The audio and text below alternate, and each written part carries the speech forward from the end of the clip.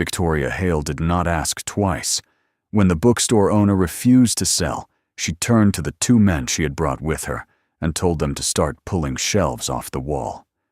Books hit the floor in waves, hardcovers, paperbacks, children's picture books, and the man who owned them did not shout, did not grab her arm, did not do anything except stand very still and watch her with eyes she could not read. She left without looking back. She had a meeting in 40 minutes and a deal worth $40 million waiting on the other side of it. That night, she opened an old file and found his name. The block on Carver Street had been marked for acquisition 14 months ago. Victoria had bought out a dry cleaner, 2 restaurants, a dentist's office, and a narrow tailor shop that had been operating out of the same building since the 1980s. Every owner had taken the offer. Most of them had taken it fast. The number Hale Group put on the table was generous deliberately, so because Victoria did not have time for drawn-out negotiations.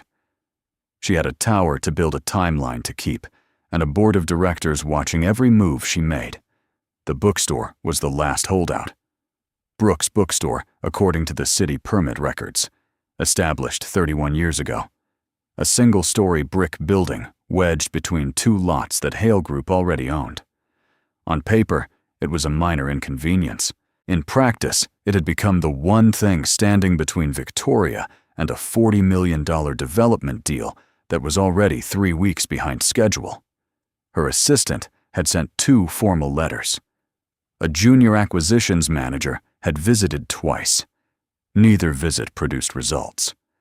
So Victoria decided to go herself because in her experience, people responded differently when the person making the offer was the person whose name was on the building. She drove to Carver Street on a Tuesday morning alone, except for 2 men from her facilities team she had brought along in case anything needed to be moved. She told herself it was a precaution. She was not planning to use them. The bell above the door chimed when she walked in. The store smelled like old paper and something faintly warm, coffee maybe, or wood polish. The shelves ran floor to ceiling, organized in a way that felt less like a retail system and more like someone's personal logic. Handwritten cards marked the sections. The lighting was low and slightly yellow. It was, Victoria noted, the kind of place that had no business surviving in the current market. A girl was sitting cross-legged on the floor near the back reading.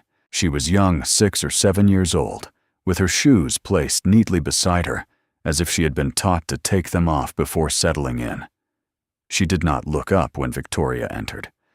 Daniel Brooks came out from behind a back curtain a few seconds later. He was not what Victoria had expected.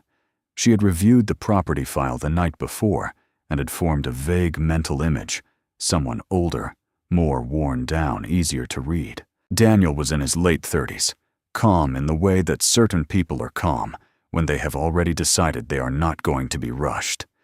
He looked at her and said nothing, waiting for her to speak first. Victoria introduced herself.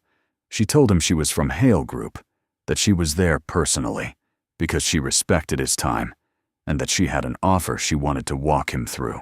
She kept her tone measured and professional, the same tone she used in boardrooms, the same tone that had closed deals on 3 continents. Daniel listened without interrupting. When she finished, he said, "I've already received 2 letters and 2 visits. My answer is the same as it was then." Victoria told him the new number. It was significantly higher than the previous offer, high enough that most people would have needed a moment to collect themselves before responding. Daniel did not need a moment. "It's not about the number," he said. That was when Victoria's patience ran out. Not loudly, she was not the kind of person who raised her voice in front of strangers, but something shifted behind her eyes, and she stopped trying to negotiate. She had given him the professional version. She had given him the respectful version. She had driven down here herself, which was not something she did for properties of this size, and he had dismissed it with 6 words. She turned to the 2 men she had brought and told them to start with the shelves on the left wall. What happened next took less than 4 minutes. The men worked quickly and without ceremony, pulling shelves away from the wall and stacking them near the door. Books slid off and hit the floor in clusters. A display near the window collapsed. A row of children's books fanned out across the floor, their covers bright and slightly absurd against the dusty wood. The girl in the back did not make a sound. She got to her feet, picked up her shoes, and pressed herself against the far wall, holding the book she had been reading against her chest with both hands. Her eyes moved from the men to her father and back again. She was very still. Daniel did not move either. He stood in the center of the store and watched everything come apart around him with an expression that Victoria could not immediately categorize. It was not rage. It was not pleading. It was something quieter than both, and somehow that made it worse. He looked at Victoria once, just once, and in that look there was no accusation, no hatred, nothing she could push back against. Just a kind of recognition, as if he had already understood something about her that she had not yet understood about herself. Victoria felt a flicker of something she did not acknowledge. She told the men to stop, that it was enough. She looked at Daniel and told him the offer would remain open for 48 hours. Then she walked out. She was back in her office by noon. There were 11 messages waiting a 2 o'clock call with the city planning department and a contract amendment that needed her signature before end of day. She moved through all of it at the pace she always moved, efficient, deliberate forward. The bookstore sat at the edge of her attention like a detail she had already filed away. She worked until nearly 10 o'clock that night.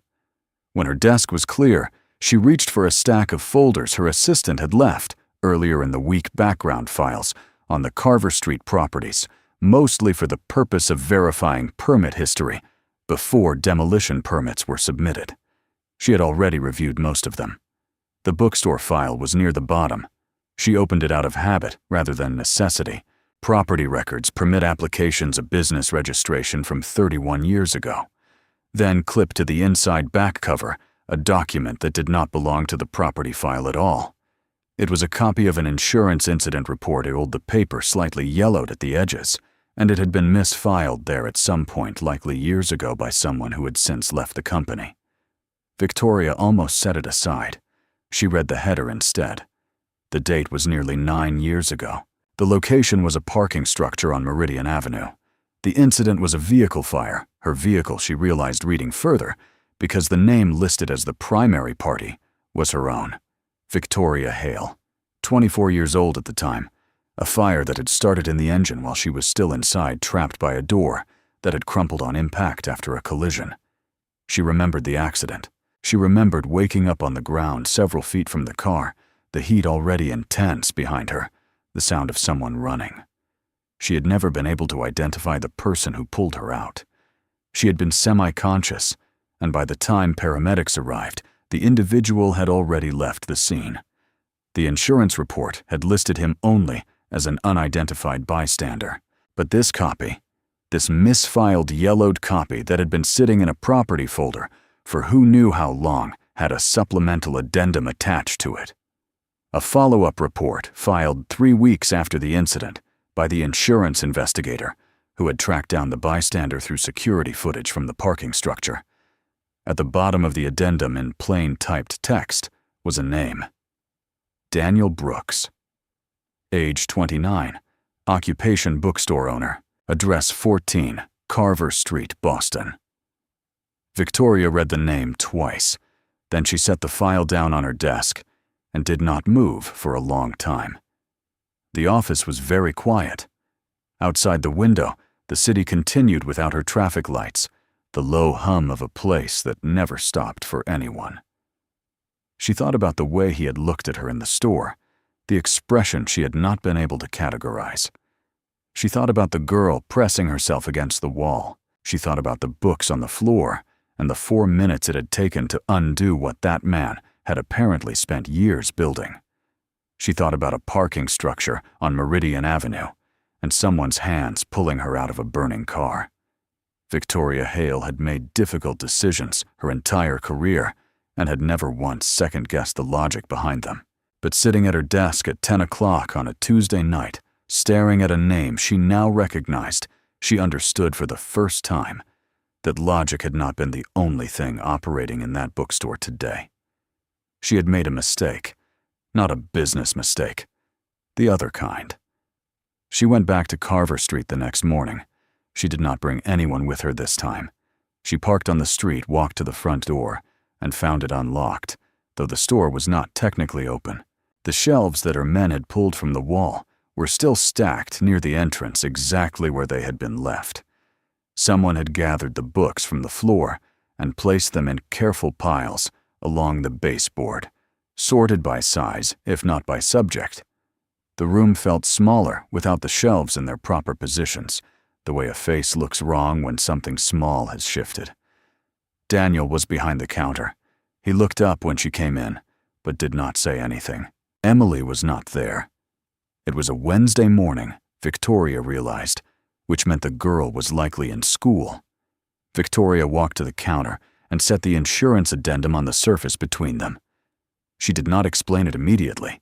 She waited for him to read it because she had found in many years of difficult conversations that people absorbed hard information better when they were allowed to reach it on their own terms.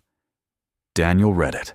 His expression did not change in any dramatic way, but something in his posture shifted a slight settling, as if a weight he had been holding at arm's length had just been set down.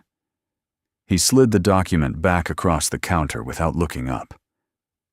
"That was a long time ago," he said. "I know," Victoria said. "I still needed to come." She told him she was sorry. She said it plainly without the kind of careful corporate language she normally used when Hale Group needed to acknowledge an error. She told him that what she had done to his store was wrong, not just tactically, but in a way that had nothing to do with tactics, and that she understood if an apology meant very little given what had been damaged. Then she told him she would cover the full cost of restoration, the shelves, the display cases, any inventory that had been destroyed, whatever a contractor assessed as necessary to return the store to its previous condition. She would have a check cut by end of week. Daniel listened to all of it without interrupting. When she finished, he said, "I don't want your money." Victoria told him she was not offering it as a trade. She was not asking him to reconsider the sale. This was separate from the development project entirely. It was simply what she owed him. "You don't owe me anything," Daniel said. "I didn't pull you out of that car, so you'd owe me something later." Victoria looked at him. "That's not the point." "Then what is the point?" he asked. Not aggressively, the question was genuine. She did not have an answer that felt adequate. She had come with a check in mind and an apology prepared, and she had not thought past either of those things, because in her experience, a sincere apology and full financial restitution resolved most situations. She was beginning to understand that this was not most situations. Daniel told her what the store was, not in terms of square footage or assessed property value, she already knew those numbers, but in terms of what it had actually been, day by day for the past several years. His wife had helped him build the children's section. She had made the handwritten shelf cards that were still up throughout the store, her handwriting neat and slightly slanted. She had died 4 years ago, and after she was gone, the store became the place where Emily still felt close to her. The girl spent hours there after school, in the same corner, reading the same kinds of books her mother used to read to her. Victoria stood on the other side of the counter and listened, and she did not look away. She had not asked him for any of this. He was telling her because he wanted her to understand what she had walked into, not to make her feel guilty, she sensed, but because he was the kind of person who believed that information mattered and that people sometimes did terrible things simply because they didn't have enough of it. When he finished, Victoria said, "I didn't know any of that." "I know you didn't," Daniel said. "That's why I'm telling you now." She left without resolving anything. The check offer was still on the table. She told him it would remain open, no conditions attached, and he told her again that he would think about it, which she understood to mean that he probably would not accept it. She drove back to her office and sat in the elevator for longer than she needed to before going up. She had been in business long enough to know when a situation had changed shape. The Carver Street project was still a project. The timeline was still behind. The board was still watching. None of those facts had moved, but something in the internal geometry of the problem had shifted, and she was not yet sure what to do with that. She told her assistant to hold her 11 o'clock and spent the first part of the morning reviewing the site plans for the development. The bookstore's footprint was small, narrower than she had thought when looking at it from the inside. She pulled up the architectural drawings and looked at the space it occupied on the block. She looked at it for a while. Then she set the drawings aside and moved on to her other meetings because she did not yet have a clear thought, only the beginning of one. The clear thought arrived 3 days later in the form of a letter from Meridian Property Group. Meridian was Hale Group's primary competitor in the Boston commercial market. They were larger, slower moving, and had a reputation for using legal pressure the way other companies used negotiation as a first resort rather than a last one. Victoria had gone up against them twice before and had won both times, but she had not enjoyed the process either time. The letter was addressed to Daniel Brooks. A copy had been forwarded to Victoria's office by her legal team, who had flagged it as relevant to the Carver Street acquisition. Meridian had apparently been monitoring the situation, which meant they had sources inside the city planning office or inside Hale Group itself or both, and had concluded that Victoria's hesitation on the bookstore represented an opening. The letter informed Daniel that Meridian Property Group was prepared to pursue a forced acquisition of the 14 Carver Street property under the state's eminent domain statutes, citing the public benefit of the larger development project. It was signed by Meridian's general counsel and copied to 3 city officials. Victoria read it twice. Then she called her own legal team. The legal picture was not straightforward. Eminent domain proceedings in Massachusetts were slow and heavily contested, which meant Meridian's letter was more pressure tactic than genuine legal threat for now. But if Meridian committed to the process and found the right municipal allies, they could tie the property up in proceedings long enough to make Daniel's position untenable.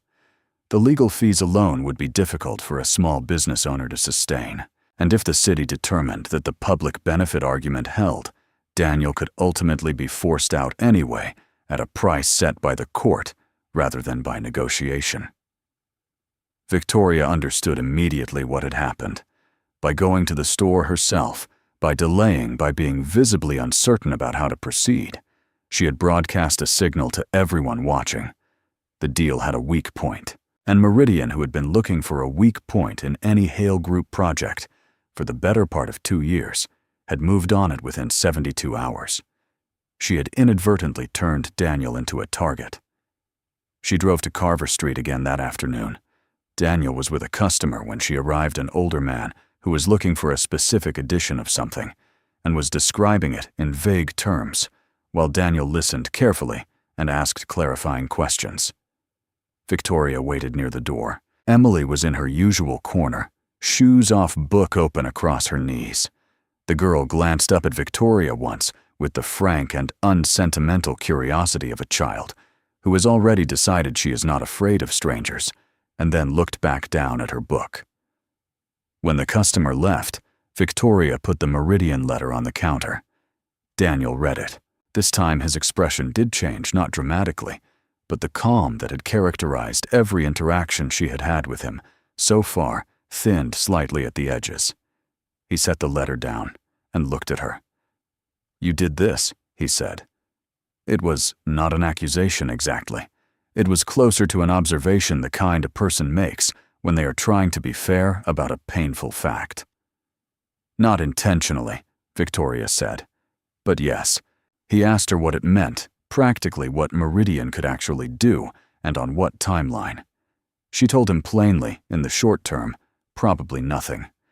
In the medium term, if Meridian committed resources and found municipal support, it could become a serious problem. Legal proceedings would be expensive and exhausting for someone in his position, even if he ultimately prevailed. Daniel looked at the letter again. Outside, a delivery truck moved slowly down Carver Street, and the sound of it filled the quiet between them. "What are you going to do about it?" he asked. Victoria had been asking herself the same question since she left her office. She had resources that Daniel did not have. She had legal teams and political relationships, and the kind of institutional weight that made eminent domain proceedings difficult to sustain against an opponent who was prepared to fight them. She could make Meridian's position very uncomfortable very quickly if she chose to. The question was whether doing so meant she was protecting Daniel or simply protecting her own deal by other means. She was not entirely sure those two things were separable anymore. "I'm going to make sure they don't touch this property," she said. Daniel studied her face for a moment in the way he had in their very first conversation, looking for something specific. She felt, though, she could not have said what. "Why didn't he ask?" Victoria thought about 9 years ago and a parking structure on Meridian Avenue. She thought about the girl in the corner with her shoes off. She thought about handwritten shelf cards and a woman she had never met, whose presence was still legible in every corner of this store. "Because I'm the one who made you a target," she said, "and because you deserve better than what I did to you." Daniel did not respond immediately. The honest answer she had given him seemed to land somewhere she could see it register. But she also saw that it did not fully resolve whatever calculation he was running, because Daniel Brooks was not a man who moved fast toward trust, especially not toward someone who had pulled his shelves off the wall 4 days ago. "I'll think about it," he said, finally. She was learning his version of a concession. Over the next 10 days, Victoria did not go back to Carver Street. She had said what she needed to say, and she understood that pressing Daniel further would not produce anything useful. She focused instead on the legal work. Her team filed a formal response to Meridian's eminent domain notice, and she began quietly building the case for a revised site plan. She also commissioned a structural assessment of the bookstore's building, not because she had made any final decision, but because she needed accurate information before she could make one. On the 11th day, Daniel called her office directly. He had accepted the check for the restoration work, he said.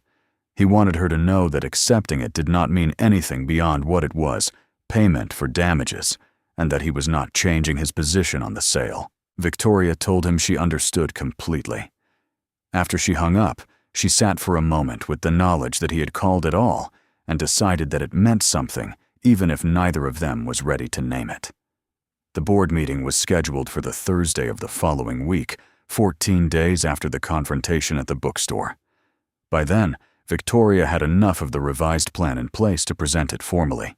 The meeting room was on the 32nd floor of the Hale Group building, floor-to-ceiling windows on 2 sides, the city spread out below, in the particular way that made everything at street level look manageable from up here. Victoria had always found that view useful in the past. That afternoon, it felt slightly dishonest. She presented the revised site plan first before anyone could ask questions. The new design kept the bookstore's footprint intact and built the development around it. The tower shifting slightly north, the ground floor retail configuration adjusted to incorporate Brooks Bookstore as an anchor tenant in the cultural corridor of the new complex. The bookstore would not be demolished. It would become the center of the block rather than an obstacle to it. The room was quiet for a moment after she finished. Then the questions started. The board's primary concern was financial. The northern shift in the tower's position added complexity to the foundation work and reduced the retail square footage on the ground floor by approximately 8%. The projected revenue impact over the first 10 years of the development was estimated at between $2.4 million and $3.1 million, depending on occupancy rates. One of the senior board members, a man named Gerald Foster, who had been with Hale Group since before Victoria took over, put the number on the table directly and asked her to justify it. Victoria told him the revised plan had advantages that the original did not. A cultural anchor tenant with 31 years of neighborhood history would generate the kind of community goodwill that was difficult to manufacture and nearly impossible to buy. The press around a development that preserved a beloved local institution would be worth more in long-term brand value than the revenue difference. And Meridian Property Group's involvement had already demonstrated that the original plan carried legal risks that the revised plan eliminated entirely. Gerald Foster listened to all of it, and then said that he appreciated the analysis, but that the board's job was to evaluate decisions on their financial merits. And on their financial merits, the revised plan was inferior to the original. He called for a vote on whether to remove Victoria's operational authority over the Carver Street project and transfer it to the Acquisitions Committee, which would then proceed with the original demolition plan. The vote was 5-2 in favor of removal. Victoria drove to Carver Street that evening. She had not planned to. She had left the board meeting and gotten into her car with the intention of going home, and instead found herself on the familiar route without having made a conscious decision about it. She parked where she always parked, walked to the front door, and knocked because it was after closing time, and the lights inside were lower than usual.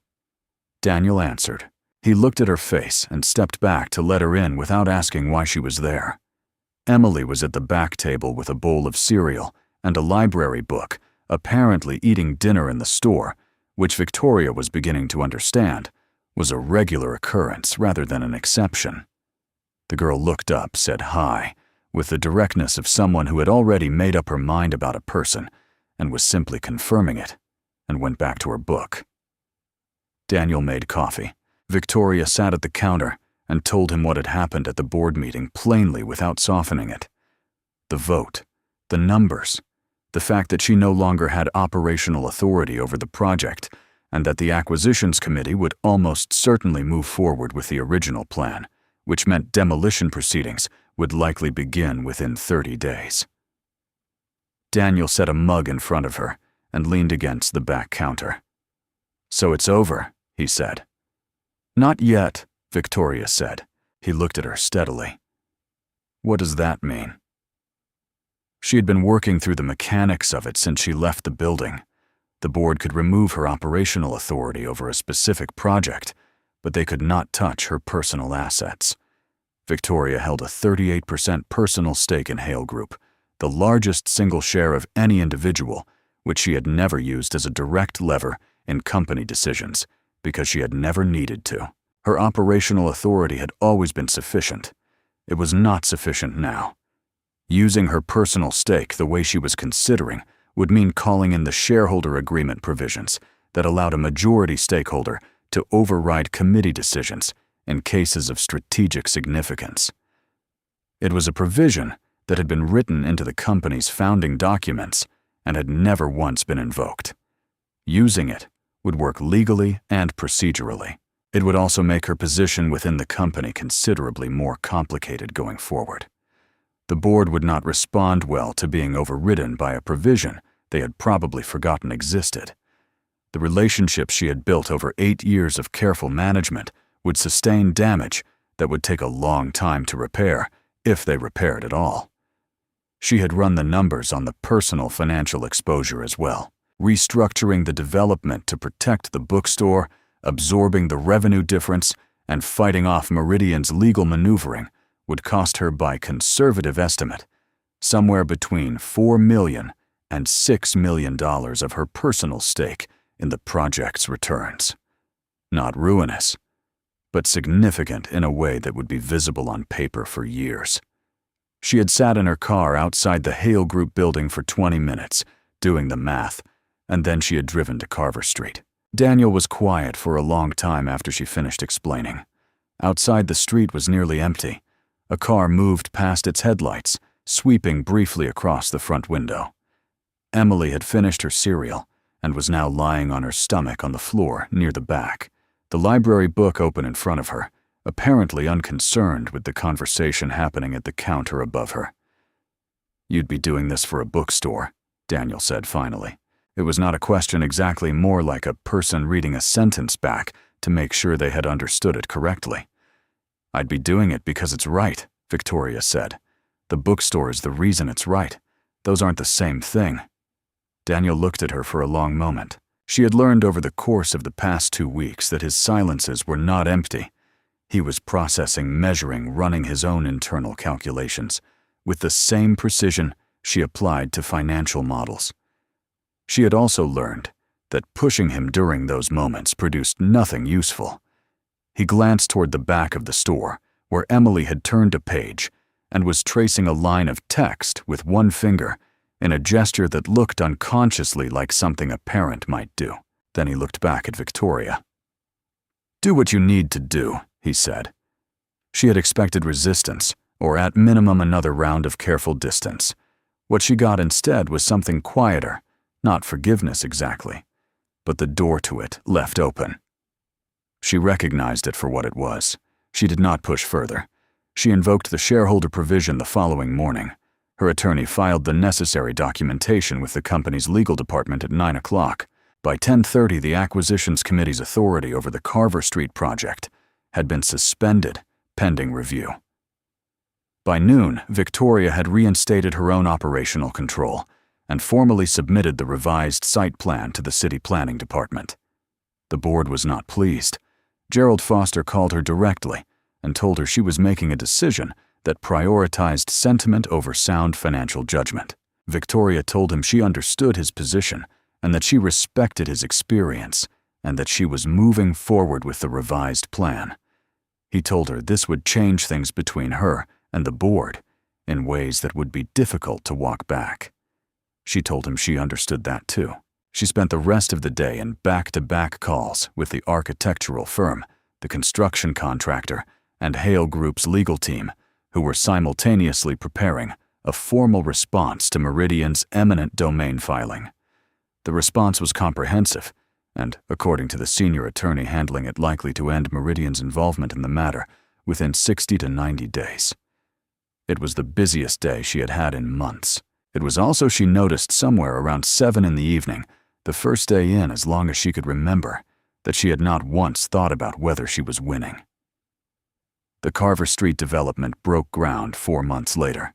The revised plans had cleared the city planning department with fewer complications than the original design, in part because preserving a 31-year-old neighborhood institution generated the kind of goodwill with local officials that expedited approvals in ways that were difficult to quantify but very easy to observe. Meridian's eminent domain filing was formally withdrawn after Hale Group's legal response made the proceeding untenable. Construction took 14 months. When the complex opened, Brooks Bookstore stood exactly where it had always stood. Same brick exterior, same low yellow lighting inside, same handwritten shelf cards in Daniel's late wife's slightly slanted handwriting. The new building rose around it and behind it, and the design incorporated the bookstore's facade into the ground floor streetscape in a way that made it look less like a survivor and more like an anchor, as if the whole development had been built to face it rather than to replace it. On the day of the opening, Emily Brooks was 9 years old. She spent most of the afternoon in her usual corner, with her shoes off and a book open across her knees, largely indifferent to the event happening around her, which was, Victoria thought, exactly right. Victoria came by late in the afternoon, after the formal part of the event had ended and the crowd had thinned. She did not stay long. She looked at the shelves fully restored, books in their proper places, the handwritten cards still in the same positions, and she thought about the Tuesday morning when she had watched all of it come apart in 4 minutes, and about everything that had happened in the weeks that followed. Daniel was behind the counter talking with a customer. When the customer left, he looked across the store at Victoria. He did not say anything. Neither did she. There was nothing particularly dramatic about the moment. But when he nodded, small, unhurried, the way a person acknowledges something they have decided to accept rather than carry, she understood that the distance between them had finally closed into something she did not have a precise word for, but recognized all the same. She said goodbye to Emily, who said goodbye back without looking up from her book. Victoria walked out onto Carver Street, where the late afternoon light hit the new building's glass facade at an angle that made it look warmer than glass usually does. She had built something on this block. So had he, and long before her. The difference now was that both things were still standing, and for the first time in longer than she could remember, that felt like enough.